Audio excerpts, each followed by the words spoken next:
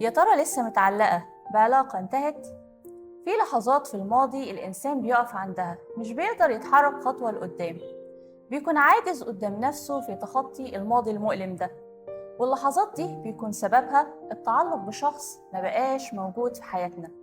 وطبعا مفيش أقسى على الإنسان من التعلق بشخص ما بقاش جزء من يومه.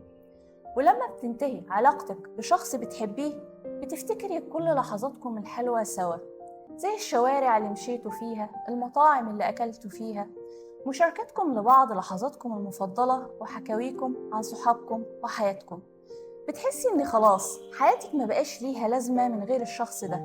بس ده مش حقيقي، لأنك مع الوقت وبعد تعافيكي من علاقة فاتت تقدري تبني علاقة جديدة مع شخص جديد، تقدري تعملي ذكريات أحلى من القديمة وحكاوي تشد أكتر، وتمشوا في طريق مختلف مناسب ليكم انتوا الاتنين. فبلاش تفكري إن الحياة وقفت لحد هنا وتوقفي حياتك على شخص ما بقاش فيها، وبلاش تحسسي نفسك بالعجز لمجرد إن شخص مشي منها. سيبي اللي عايز يمشي يمشي، وما تتمسكيش بشخص معرفش يمسك فيكي بشكل حقيقي. وخلي حسن ظنك بربنا كبير، وإن اللي فات كان هدفه يعلمك حاجة مهمة عن نفسك، وإنه في الوقت المناسب هيبعتلك العلاقة المناسبة ليكي والحياة اللي تستحقيها.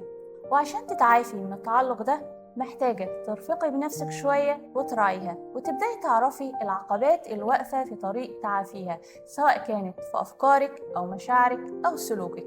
كنت معاكي أنا هند صلاح، لايف كوتش، ممارس علاج شعوري. لو حابة تعرفي أكتر عن نفسك وعن مشاعرك تابعيني.